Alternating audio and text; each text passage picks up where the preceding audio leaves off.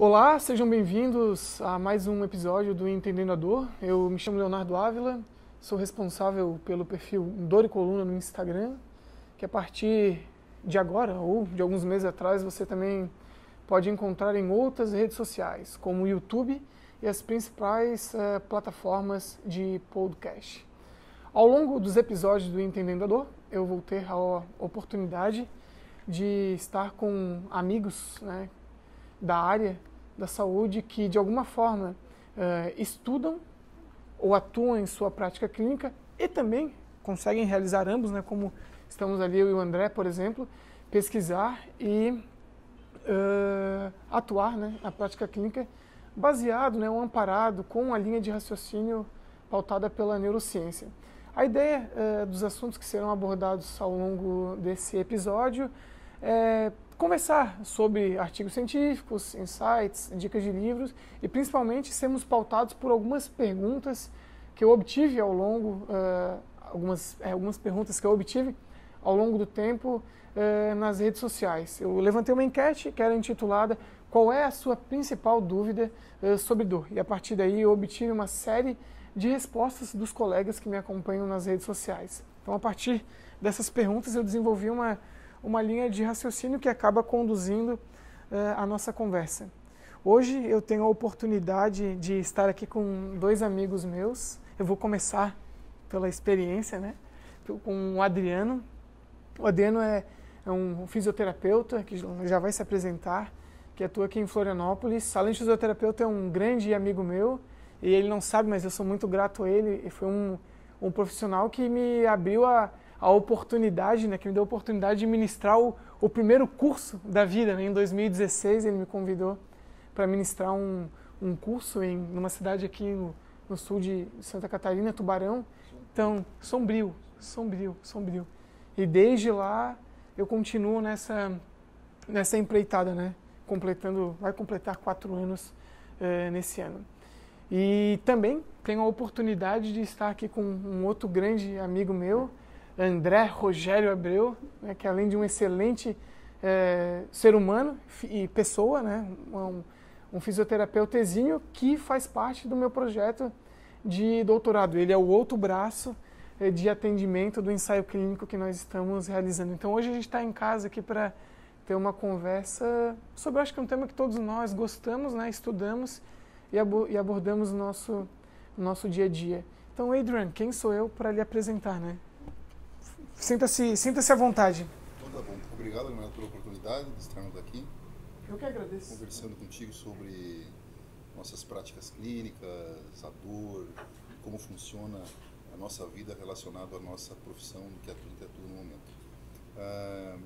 Como está dizendo, meu nome é Adriano, eu sou fisioterapeuta, já tenho 17 anos de estrada e sou proprietário da Clínica Rehab. Nosso local é no centro e nós trabalhamos muito com pessoas pós-operadas, de toda a ordem, e consequentemente a dor estará sempre nos acompanhando aqui ou ali, Sim. E o assunto é muito pertinente e vamos nessa. Perfeito. Vai lá, Andrezão. Eu sou André Rogério Abreu, como já fui apresentado pelo Léo. Estou nessa empreitada de estudo da dor há mais ou menos 4 anos. Vai fechar, acho que agora em abril, que foi mais ou menos a época que comecei a trabalhar com o Leonardo. Vai fechar 2 anos agora que eu trabalho com o Adriano na Clínica Rehab, focados em estudo da dor, em tratamento conservador ou não, de lesões e disfunções musculoesqueléticas. E trabalhando sempre também com prótese, o nosso carro forte. E estou aí aprendendo, dia após dia, experiências novas. Tem um cara de 17 anos do meu lado, então já é um privilégio gigante. Sim. Cara que me ajudou muito a pesquisar, a estudar e a entender as coisas também.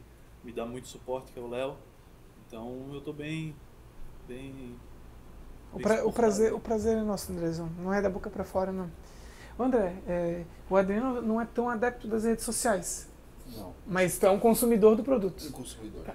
Andrezão, tu produz alguns conteúdos. Quem estiver escutando, se tiver interesse em te procurar, tem algum lugar, alguma rede social que tu utilize? Eu tenho uma página pessoal, Abreu André Rogério, no Instagram, e também tem uma onde eu estou tentando conquistar uma alavanca como dor e coluna, né? Nada parecido, nem chega perto, mas é o centro especializado em dor. Tá. Pedro, tens alguma pessoal que para um possível contato que quem gostaria de entrar? A gente tem as redes sociais, tanto pessoal quanto da clínica REAB, né? Então, mas não é uma atividade constante, ela tem seus altos e baixos. Perfeito. É @reab_fisioterapia. Perfeito. Bom, gente, novamente eu agradeço a oportunidade de vocês. Saibam que parece simples, mas não é. Eu convido tanta gente, mas as pessoas não se sentem à vontade para vir conversar, principalmente quebrando a agenda numa segunda-feira à tarde. Eu sei que é difícil, então mais um motivo para eu ser grato, tá? Mas é sempre válido, Leonardo, porque esses momentos não são constantes na nossa vida. E se você os perde, eles nunca mais vão voltar. Então acho que é momento de interagir com um colega de profissão, produzir um conteúdo para que ajude pessoas. Perfeito. Eu acho que isso não é uma agenda que possa prejudicar um momento desse. Perfeito. Não é entrevista, como a gente estava conversando antes da gravação, é um bate-papo, né? Só tem uma sequência lógica de perguntas que também sintam-se à vontade para responder ou não, de acordo com o seu entendimento, ou se vocês julgarem ser importante acrescentar algo, de acordo com o que vocês estudam, com a vivência clínica de vocês, tá? Então aquilo ali é só uma linha de raciocínio. Então eu tenho como hábito começar essa conversa já com uma pergunta que é bem subjetiva e complexa, né? Tendo em vista que vocês estão ali na linha de frente, lidando com pacientes, na clínica, na pesquisa, provavelmente vocês já escutaram isso várias vezes. Ou se perguntam, né? O que é dor? Alguém gostaria de começar? Tem um conceito acadêmico, né? Das associações, da IASP. Eu acho que todas as pessoas que estão nos escutando já entraram nesse conceito, já viram, você já comentou, vejo esse conceito sendo disseminado pelo amigo há 4 anos, então eu acho que bem. Só que se formos tirar uma célula desse conceito, que representa melhor a definição, eu diria que é uma experiência pessoal. Ponto. O resto talvez possa ser mexido, mudado, a IASP ano que vem pode mudar o conceito, mas a experiência pessoal é algo que nunca vai, acredito eu, que nunca vai mudar. Perfeito. Nesse conceito sobre dor. Esse é, acho que, o conceito que eu tenho atualmente. Tanto é que uma das perguntas mais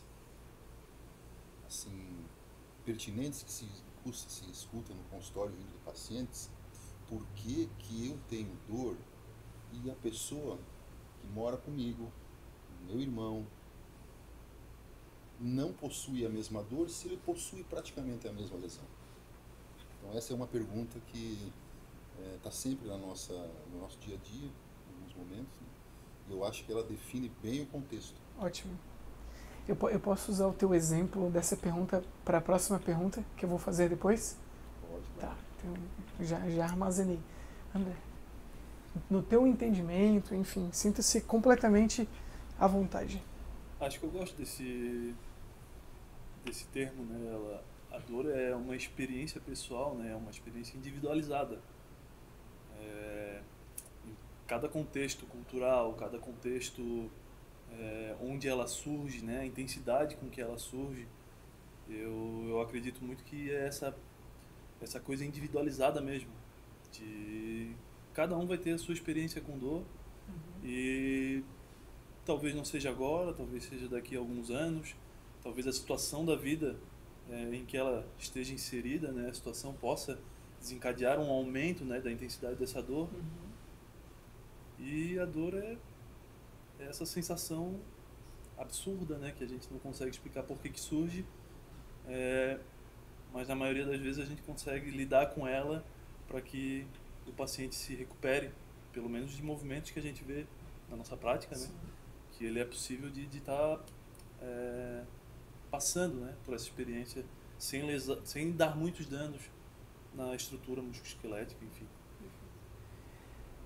Talvez alguém que esteja nos escutando não pegue a sequência de episódios. Então, nos anteriores a gente acaba definindo, então eu acabo só definindo para quem talvez pegue o trem já andando, né? Bem como o Adriano colocou, existe uma sociedade que acaba definindo a dor, né? Que é a IASP, né? A Associação Internacional para o Estudo da Dor. A definição é bem antiga, é de 1994, mesmo que em 2019 tenha sido realizada uma força-tarefa com uma proposta, né? Uma força-tarefa não, uma consulta pública, né? Mas ainda não foi oficializado. Então, a definição usual é aquela que todos nós conhecemos, né? É uma experiência sensorial, emocional, subjetiva, desagradável, associada a um dano real ou potencial. Que entra no mérito que tu bem colocou, né? Que é, inclusive, um dos pontos chaves orientados para entender melhor a dor. A dor, ela é nada mais, né, do que a percepção de ameaça implícita por parte da pessoa. O quão ameaçadora ela julga, talvez, a informação, ou, enfim, a estratégia, ou a tarefa, o contexto que ela se encontra inserida. Pedro, voltando ao exemplo que tu deu anteriormente, né, o questionamento que o paciente faz. Poxa, porque eu sinto dor, tendo em vista que os meus familiares não sentem, mas eles apresentam a mesma alteração estrutural que eu. Né? A mesma ressonância, os mesmos achados, o mesmo médico. Interessante, a mesma família. Os mesmos componentes genéticos. Os mesmos componentes culturais. Contextual. Ou seja, além de todo aquele componente, que tu entra no mérito aí do psicossocial, existe o estrutural, biológico, pessoal, claro. A questão pessoal mesmo da relação com a dor. Dor e um estímulo nociceptivo. O que a gente conversou agora e o que conversamos ali nos bastidores. É a mesma coisa? São sinônimos? A pessoa perceber a dor e um estímulo nociceptivo. Nós podemos pensar que a dor, ela é um sintoma processado no cérebro e a nocicepção, ela é processada na periferia. Então não daria para se dizer que é a mesma coisa. Eu posso ter uma nocicepção periférica e se os meus sensores ou o meu contexto adquirido da minha vida, meus conhecimentos, ou seja, meu cérebro em si, não produza a intensidade ou a durabilidade daquela nocicepção. Posso perceber, mas o aumento e a durabilidade dela são gerenciados pelo sistema nervoso central e não pelo sistema nervoso periférico, que é onde ocorre a nocicepção. É assim que eu entendo. Perfeito, perfeito. André, tens algo a acrescentar? Eu vou dar uma orientação mesmo que a gente esteja gravando, já que o microfone fica na frente, às vezes vamos falar mais imponente. Ei. Aí a qualidade para quem está ouvindo fica ótima. Mas ele consegue mexer nisso? Mexe. Inclusive ele não vai cortar isso aqui, para quem está ouvindo saber que a vida real é assim. A vida real é a melhor coisa que É a melhor coisa, sim. A vida real não é engessada, ela acontece. Tenho certeza que os seus fãs aí, né? Não tenho. Curtir a nossa realidade. De fato. André, algo para acrescentar nessa pergunta? Dor e nocicepção são sinônimos ou não? Não são sinônimos e eu não tenho muito a acrescentar ao que o Adriano disse, né? Acho que ele abordou bem essa... Talvez foi até um pouquinho enfático demais, né? Em ressaltar essas... da periferia, o sistema nervoso central e etc. E... acredito que muita nocicepção, né, ela é derivada também de estímulos básicos, como um corte, enfim, uma queimadura. Nem sempre aquilo ali vai continuar gerando, né, um input, um né? input que vai cronificar ou vai permanecer aquilo ali. Tu vai ver sendo curado em algum momento. Então não temos como dizer que ela é sinônima, né, ou são a mesma coisa. Então, se dor e nocicepção não são sinônimos, a gente vive num modelo hoje de saúde, novamente, não é uma crítica, a gente só está fazendo uma reflexão, né? Que existe um predomínio de raciocínio ainda, né? Que é o raciocínio biomédico, que sempre ressalto, o termo biomédico não se refere à medicina, é um modelo estruturalista, cartesiano, patoanatômico, né? Linear, de raciocínio clínico, onde entende-se que, por exemplo, a presença de uma alteração estrutural, por consequência, acarreta em dor. Se vocês, no dia a dia, seja com um paciente, com um colega profissional da saúde, mídias, sociedade como um todo, escutam essa frase, sinto dor, tenho dor, logo tenho um machucado, logo tenho uma alteração estrutural onde dói. Vocês consideram essa fala, essa frase atualizada? É um pensamento atual ou é algo ultrapassado, já um pouco antiquado? Acredito que pelo fato de estarmos estudando, né, muito a respeito desse tema, desse assunto, e sempre ter essas oportunidades para poder desmistificar a nossa atuação clínica, isso é um termo ultrapassado, mas ainda real. Eu gostei do sorriso interno da Adriana. Tá? Ele já vai dar uma réplica, eu tô sentindo. Tá? Acredito que é ultrapassado, mas é real. Sim. E a gente tem que usar a realidade para justamente, em alguns casos, né, acho que a gente tem que quebrar esse pensamento, usar ele de maneira gradual para poder estar desmistificando para o paciente. Então, acho que esse é o grande desafio, né? Perfeito. Sim, eu percebo essa frase aí muito atual. Por favor. Só que no sentido inverso daquilo que talvez o André estava refletindo. Uhum. Então, muito atual, porque ainda todos os pacientes, sua maioria, inclusive pacientes que entram em contato com conceitos modernos de dor, tipo um paciente que é seu paciente, né? Ele ainda tem aquilo com ele. Então é muito Enraizado. É muito atual na vida da nossa sociedade. Talvez passamos os próximos 30, 40 anos ainda com esse conceito.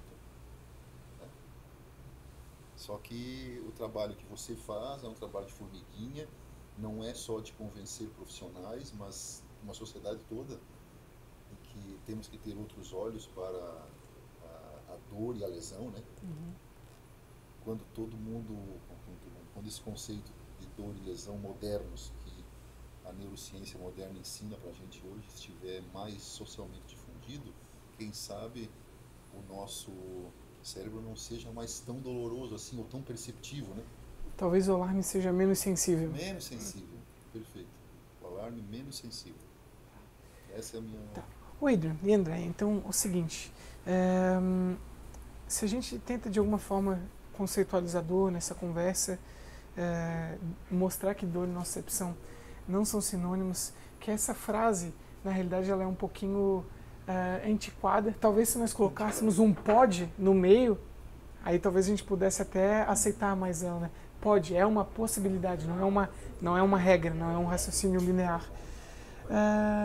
Se a gente agora olha a tentativa de pergunta que eu vou desenvolver. Se dor não é sinônimo de estar machucado, ou seja, não é uma regra, é por que algumas pessoas apresentam dor? Porque algumas pessoas simplesmente referem dor. Inclusive, na ausência de uma alteração estrutural detectável, ou que pelo menos nós não tenhamos instrumentos tão sensíveis ao ponto de conseguir detectar. Olha, Leonardo, isso aí é uma pergunta deveras capciosa. Vou dizer assim. Mas olha só, capciosa. olha, é complicado, mas eu vou tentar. Sim, não. Vou tentar ser... A todo momento, a nossa fisiologia promove processos inflamatórios, regenerativos, ou seja, nós somos uma constante inflamação, um processo anti-inflamatório natural acontecendo.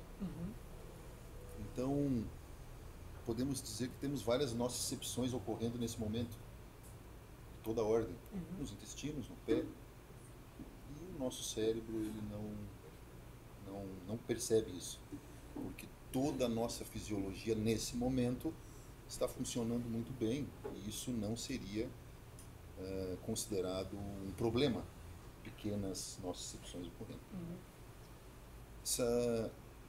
Só que quando esse fenômeno fisiológico de controle da dor é perturbado por outros fenômenos, aí nós podemos ter dor localizada de alguma origem, mas não necessariamente um potencial de provocar uma dor. Mas se eu não dormir bem, se eu estou depressivo, todos aqueles contextos psicossociais, aí a nossa fisiologia entra numa depressão e aí a gente pode ter Dor na ausência de um dano estrutural detectado. Dor na ausência de um dano estrutural detectado que mereça atenção, porque até podemos ter a detecção, sim, mas não seria aquele o motivo. Perfeito. A pessoa pode estar com aquele mesmo exame, aquela mesma detecção patológica, mas estar muito feliz, dormindo bem, comendo bem, sendo feliz, fazendo alguma atividade, cuidando da sua psique, da sua filosofia de vida e assim por diante. E aquela patologia não ser importante. O cérebro não detectar. Perfeito. Ou não julgar se é ameaçador.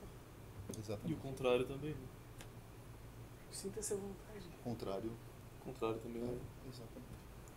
André, alguma colocação? Nenhuma colocação. Gostei da posição dele. E eu não responderia. Eu não me responderia. Tá bom. Tá, olha só. Tem certeza? Nenhuma pequena colocação? Que essa é realmente não é uma pergunta com o intuito de a gente trazer uma resposta fechada ou uma verdade absoluta. É só convidar quem está assistindo ou escutando a reflexão, né? Esse, na realidade, é o intuito. Tentar, de alguma forma, fazer com que o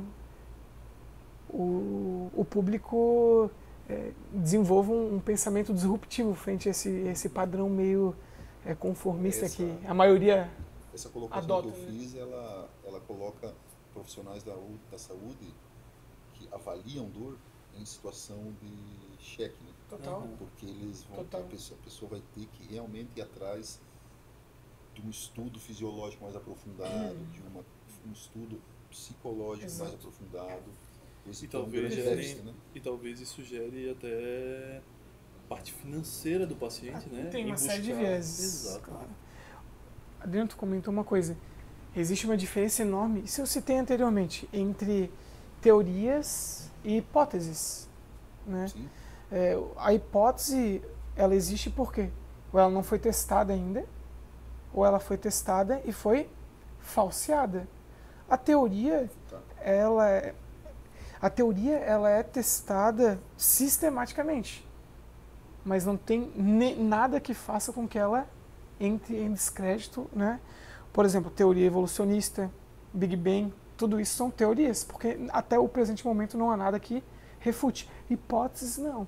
Ou não foram testadas, ou foram testadas e foram falseadas.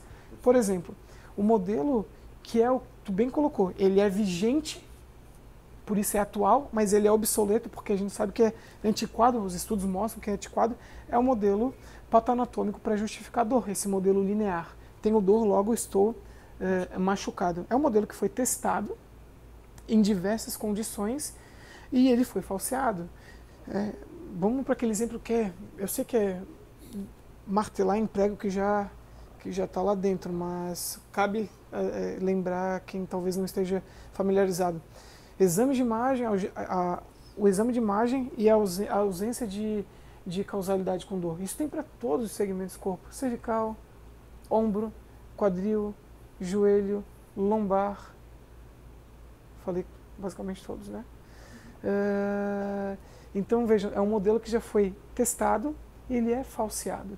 Mas entra o que tu retratou há pouco. A maioria, né, não estamos generalizando, estamos falando uma parte significativa dos colegas, por consequência, acaba ainda adotando esse modelo linear de raciocínio. Talvez isso seja um dos recortes, né, um dos retratos dessa pandemia de dor, né? Tanto no mundo, na realidade, né? Pandemia quando assola mais de uma região. E as pessoas valorizam também, né?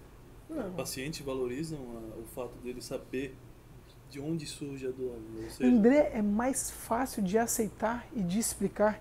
É um modelo, novamente, reducionista.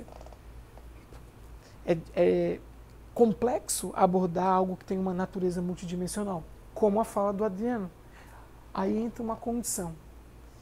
17 anos de prática clínica e de convívio com inúmeros profissionais da área da saúde. Tu está inserido num centro também com diversos profissionais, já há alguns anos. Os profissionais da saúde, não estou falando de uma graduação específica, estou falando do grande campo da saúde, eles estão capacitados, vou até melhorar, eles têm a capacitação mínima necessária para uma avaliação multidimensional da dor? O que vocês acham? O que vocês pensam sobre isso? Olha, é bem interessante falar da fisioterapia. Sinta-se à vontade. Fica melhor. Mas assim, eu acho que acho mesmo, né? Não tenho certeza.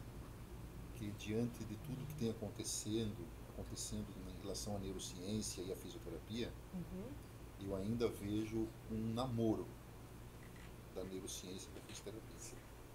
Ainda há um grande déficit de colegas em geral, né, para esse entendimento. Mas eu vejo fuga do desconhecido, eu vejo uma série de questões assim, né? Uma preferência pela biomecânica. Eu tenho uma preferência que eu consigo, depois desses anos, basicamente 4 a 5 anos, fazer uma correlação muito íntima entre a biomecânica que eu tenho que utilizar nos meus atendimentos e a neurociência. Eu acho que esse link é o que é o déficit. Aí conseguiríamos fazer a união melhor dessas duas áreas nesse profissional fisioterapeuta. Eu acho que outras profissões também apresentam a mesma deficiência, né? Mas por culpa de um sistema, talvez, do que necessariamente pessoal.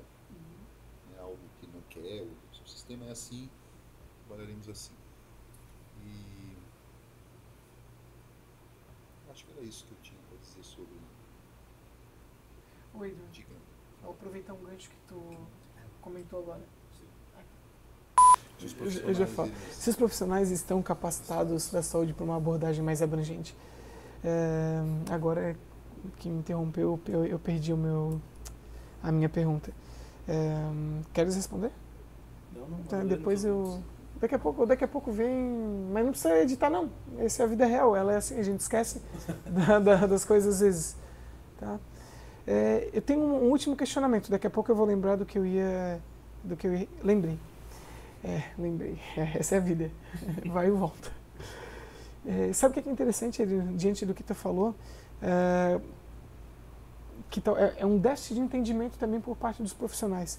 Quando a gente está comentando sobre um modelo multidimensional, em hipótese alguma, esse modelo multidimensional ele é excludente enquanto, por exemplo, a biomecânica, que é uma ciência em parte exata, né?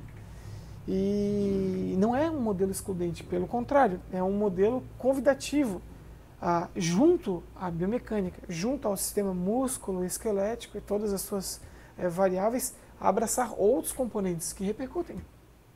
Eu posso até te dar um relato pessoal. Sinta-se à vontade. No início foi um pouco difícil, mas você me conhece, sabe da minha história. Foi um pouco difícil fazer o link, mas hoje, depois de 4 a 5 anos já tentando entender e estudando e acompanhando os cientistas e os amigos entendedores, né? Eu me sinto totalmente confortável, tranquilo em atuar com mais tranquilidade, segurança, quando na minha avaliação, tanto subjetiva quanto objetiva, está presente a neurociência da dor. Me livra de muitos problemas.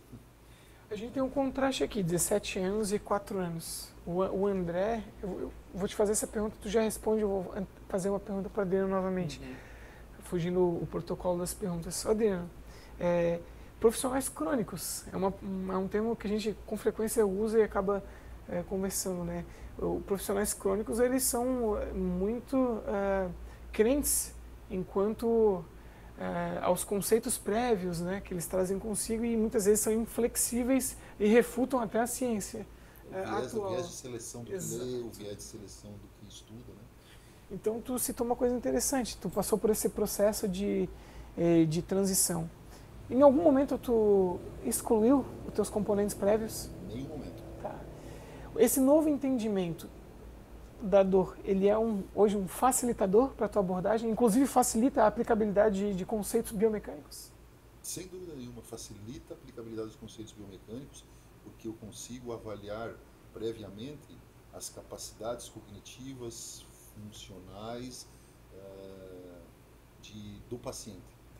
E isso acaba funcional não no sentido mecânico, sim, funcional de como ele leva a vida logística dele. Perfeito. E tudo mais. E agora uma pergunta, por favor, sinta-se totalmente à vontade para responder. O modo como tu explica e justifica uma potencial causa da dor ou uma potencial melhora, ele é o mesmo antes de todo esse entendimento profundo da dor? Não. Pode ser que sim. Vou dizer que sim. Diga-nos. Só que a forma como você passa... Como tu repassa.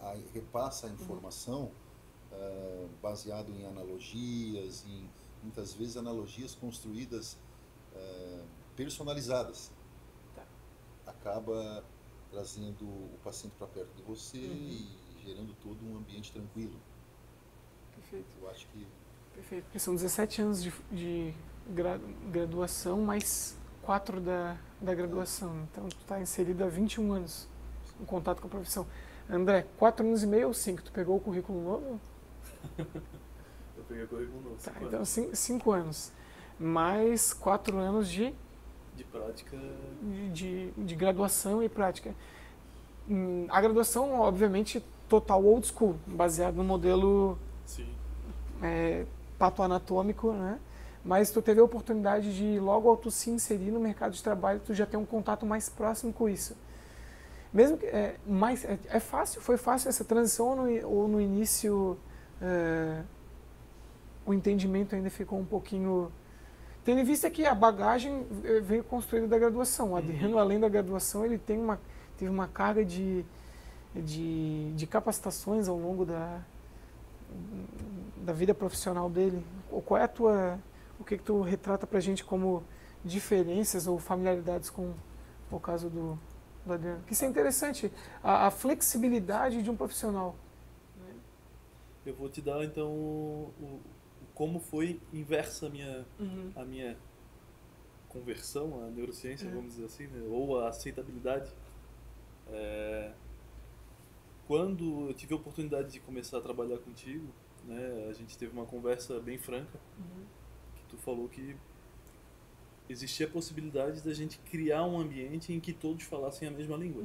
Era a tua intenção. Tendo que falar a mesma língua que tu, num ambiente onde eu estava iniciando, né? Então, eu me esforcei muito para receber aquilo ali como uma grande verdade, né? Passado esse tempo onde eu evoluí, eu desenvolvi a capacidade de absorver a neurociência e tentar colocar na minha prática clínica, né, dentro do mercado de trabalho, eu fui iniciar o trabalho então com o Adriano, que necessita da biomecânica, né? Ele precisa dessa base, dessa bagagem biomecânica. Então a minha principal dificuldade foi de fato impor a biomecânica dentro da minha neurociência. Perfeito. Foi o invertido. Completos? Completos. Hoje eu acho que eu sou um profissional muito mais qualificado dentro desses 3 anos aí de experiência que eu vim criando contigo, com o Adriano. Principalmente agora com o Adriano, né? Já que a gente está num contexto de atendimento de pacientes pós-operados, de quadril, coluna, enfim. Acredito que hoje eu tenho muito mais segurança em atuar com as duas coisas conectadas. Elas estão intimamente conectadas, não só na avaliação, na intervenção. Porque a intervenção hoje em dia, todo mundo, né, tem fisioterapeutas em geral, né, pelo menos a gente vê diagnóstico, né, isso é muito importante, né? Mas a intervenção ainda bem planejada, bem executada, né, é onde você consegue pôr a neurociência e a biomecânica no mesmo momento. Eu tenho uma última pergunta, depois vocês fiquem à vontade. É uma pergunta também, novamente, não para trazer uma verdade, porque quem tiver essa resposta é a pergunta de $1 bilhão, né? Por que alguns pacientes melhoram e outros não? Tratando-se de dor. Tem diversos motivos. Se vocês se sentirem confortáveis para elucidar alguns. Multifatoriais. Por exemplo, Adriano, o caso que tu... Eu tenho que ser humilde nesse momento, né, cara? Eu não posso responder uma pergunta de $1 bilhão. Sim. Mas o exemplo que tu deu no início, né? Uma pessoa com uma queixa, com um achado específico num exame, por exemplo. Seus familiares com achados similares, inclusive ambos sendo orientados pelo mesmo profissional. Por que essa pessoa não melhora e talvez as outras, caso venham a apresentar sintomas, possam melhorar?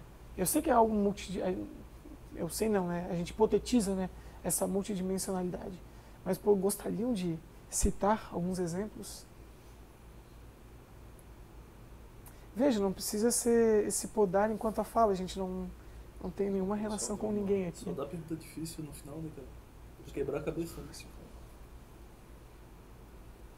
Pois então. Essa é a ideia, tá? Não precisa... Se alguém tiver a resposta, normalmente traga para nós, né? Mas, enquanto vocês pensam, né, na resposta, se quiserem deixar uma mensagem final que vocês julguem ser pertinentes para quem está assistindo e ou ouvindo, sintam-se à vontade. A câmera é toda de vocês. Vai lá, André. Um recado. Uma mensagem para os profissionais da saúde que tem uma relação direta ou indireta com a dor, ou não tem nenhum grau de familiaridade e estão tentando, através disso aqui, desse material, gerar algum conhecimento. Então você, profissional da saúde, com o dedo apontado ainda, você está fadado ao insucesso se não estudar. O estudo traz a diferença, né, cara? Estudar, ter boas referências, ter alguém com quem tu anseia ou tu deseja, né, aquele conhecimento que ela tem. Porque muitas pessoas têm sucessos em atendimentos por ter um diferencial. Não sabemos o quê, mas a gente busca aquilo ali como uma referência, né? Então, acho que desejar, né, nunca querer estacionar, nunca parar, nunca querer aquele conhecimento só e apenas. Dentro da nossa área, a gente está descobrindo um universo de que coisas hoje são o boom, né? Como uma dieta famosa que passou a ser modinha, e de repente vem a ciência e desmistifica com outro artigo. Então você já deu a resposta para o não sabe por quê que alguns têm sucesso. A probabilidade de tu ter mais sucesso e minimizar erros é ter uma prática clínica norteada por ciência. resumindo. Veja, não é uma verdade absoluta. Não, mas Só- você falou muito bem. Só tem a probabilidade de minimizar erros. Exato. Você já colocou muito bem. É norteado. Nortear. Não é... A direção é ali, né? Adrian, e você? Diante de toda a tua experiência, talvez uma debilidade, alguma mensagem que tu julgue ser importante para quem está ou vai estar nos... Pessoal, a minha mensagem é: respeite a dor dos pacientes através de uma boa avaliação. O paciente bem avaliado, ele vai se sentir respeitado. E esse é o pontapé inicial para o sucesso desse tratamento. E uma forma de fazer uma boa avaliação é melhorar a própria vida, como profissional, como pessoa, como vender a ideia de uma vida com outro foco, se você não a possui minimamente. Não precisamos ser exemplo, mas precisamos saber influenciar os nossos pacientes positivamente, né? E essa é o recado, né? Resumindo, a aliança terapêutica é a fonte de todo sucesso, tanto para o paciente quanto para o profissional. Posso colocar 2 adendos? Por favor. Afinal, se você não sabe o que avalia, não sabe o que, Encontra. não sabe o que trata, Não sabe o que trata. né? Isso. É o outro, né? Agora fala os dois, né? Isso, Quero ver lá de Springfield, só pra... e em sua maioria, se você não sabe o que avalia, é porque provavelmente está com alguma inabilidade enquanto ao domínio de conceitos básicos sobre aquilo que tu se propõe. Então, volta ao que o André comentou anteriormente. A questão de conhecimento antecede qualquer prática, né, gente? Tá? Fechada? Obrigado. Prazer inenarrável estar com vocês aqui. O pessoal que está assistindo já sabe onde encontrá-los, porque vocês falaram no início. E é a parte chata de fazer qualquer vídeo, né? Se você gostou, dissemine, porque de nada vale conteúdo guardado, né? Então, muito obrigado. Arthur, tem que falar, né?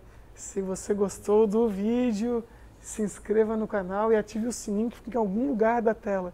E se você está no podcast, mesmo que tenha nos escutado através dessa plataforma, também acesse no YouTube e se inscreva no canal. É uma forma de conseguirmos tocar mais colegas, sociedade como um todo, e principalmente a mídia com seu conhecimento aberrante. Valeu? Obrigado. É isso aí. Gostaram? Foi bom, Léo. Ficaram tensos? Eu fiquei, tô suando. Tô suando, meu desarranjo aqui começou a pegar. Acho que é ele, né?